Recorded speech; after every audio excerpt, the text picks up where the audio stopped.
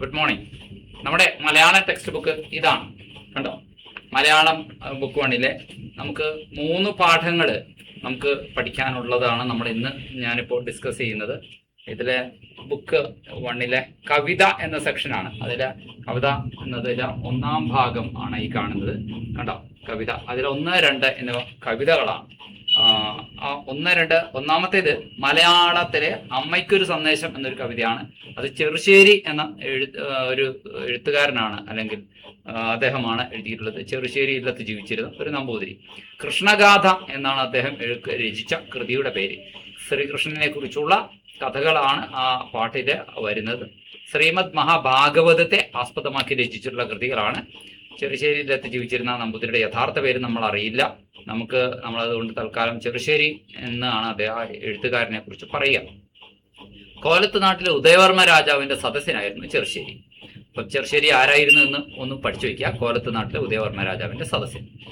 ശ്രീകൃഷ്ണനെ കുറിച്ചുള്ള കഥകളാണ് തൻ്റെ കവിതയ്ക്ക് ആധാരം എന്ന് പറഞ്ഞു. മഞ്ചരി എന്ന ഒരു വൃത്തത്തിലാണ് ചെറുശ്ശേരി കൃഷ്ണഗാഥ രചിച്ചിട്ടുള്ളത്. മഞ്ചരി വൃത്തത്തിന്റെ പ്രത്യേകത എന്താണെന്ന് അറിയാമോ? അത് കുട്ടികളെ പാട്ടുപാടി അമ്മമാർ ഉറക്കില്ലേ, താരാട്ടുപാട്ട്. ആ താരാട്ടുപാട്ടിന്റെ ഈണമാണ് മഞ്ചരി വൃത്തത്തിൽ ഉള്ളത്. മഞ്ചരി വൃത്തത്തിൽ രചിച്ചിരിക്കുന്ന കൃഷ്ണഗാഥ വളരെ രസകരമാണ്. തനി നാടൻ ഭാഷ, നാടൻ മലയാളത്തിന്റെ ആ ശുദ്ധ നർമ്മണമാർന്ന കവിതയായി അതിനെ മനസ്സിലാക്കാൻ സാധിക്കും. ഇവിടെ ഭഗവാനായ കൃഷ്ണനെ അല്ല, മറിച്ച് ഒരു കൊച്ചുകുട്ടിയുടെ കാഴ്ചപ്പാടിലൂടെ, ആംഗിളിലൂടെ തന്റെ കളിപ്പാട്ടങ്ങളൊന്നും നഷ്ടപ്പെട്ടു പോകല്ലേ, തന്റെ കുട്ടിക്കാലത്തെ ചേലകളൊന്നും കേടായി പോകല്ലേ, അമ്മയെ സൂക്ഷിക്കണേ എന്ന് അമ്മയോട് പറഞ്ഞേൽപ്പിക്കുന്ന തന്റെ വളർത്തച്ഛനായ നന്ദഗോപുരടുത്ത് പറഞ്ഞേൽപ്പിക്കുന്ന ശ്രീകൃഷ്ണനെയാണ് കാണുന്നത്. അമ്മയ്ക്കൊരു സന്ദേശം എന്നതാണ് പാഠത്തിന്റെ പേര്. കംസ നിഗ്രഹത്തിന് ശേഷം, അതായത് തന്റെ അമ്മാവനായ കംസനെ വധിച്ചതിന് ശേഷം ശ്രീകൃഷ്ണൻ മധുരയില് അവിടുത്തെ രാജ്യകാര്യങ്ങൾക്ക് ഒരു വ്യവസ്ഥ വരുത്താൻ വേണ്ടി, ഒരു ക്രമീകരണം ഏർപ്പാടാക്കാൻ വേണ്ടിയിട്ട് ശ്രീകൃഷ്ണൻ ചെയ്യുന്ന കാര്യങ്ങളാണ് ഇതിന്റെ ഇതിവൃത്തം. ഓക്കെ, ഇതില് 2 കാര്യങ്ങളാണ് പറയുന്നത്. അമ്പാടിയിൽ നിന്ന് ഇങ്ങോട്ട് ആരെങ്കിലും വരുന്നുണ്ടെങ്കിൽ അവരുടെ പക്കൽ വെണ്ണയും പാലും കൊടുത്തു വിടണമെന്നും വണ്ണമുള്ള വാഴപ്പഴങ്ങൾ കൊടുത്തു വിടണമെന്നും ഒക്കെ ശ്രീകൃഷ്ണൻ പറയുന്നു.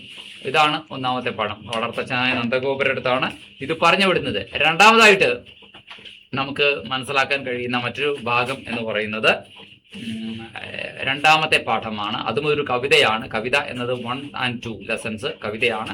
1-ാമത്തേത് അമ്മയ്ക്കൊരു സന്ദേശം. 2ാമത്തേത് കാലനില്ലാത്ത കാലം കുഞ്ചൻ നമ്പ്യാരുടേതാണ്. കുഞ്ചൻ നമ്പ്യാർ കലക്കത്ത് വീട്ടിൽ കുഞ്ചൻ നമ്പ്യാർ എന്ന് അറിയപ്പെടുന്നു. തുള്ളൽ പ്രസ്ഥാനത്തിന്റെ ഉപജ്ഞാതാവാണ് അദ്ദേഹം.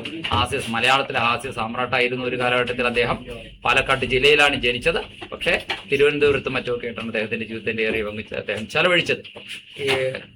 കിള്ളിക്കുറിശി മംഗലത്ത് കലക്കത്ത് വീട്ടിൽ കുഞ്ചൻ നമ്പ്യാർ എന്നാണ് അദ്ദേഹത്തെ കുറിച്ച് നമ്മൾ പറയുന്നത്. 3-ാം പാഠം നമുക്ക് ബഷീറിന്റെ ഒരു കൃതിയാണ്. അത് ബഷീറിന്റെ നോവലാണ്.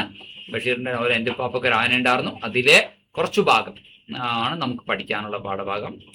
കുഞ്ഞുവാത്തുമ്മ എന്ന് പറയുന്ന കൊച്ചു പെൺകുട്ടിയുടെ ജീവിതത്തിൽ നിന്നെടുത്ത ഒരു ഏടാണ് അത്.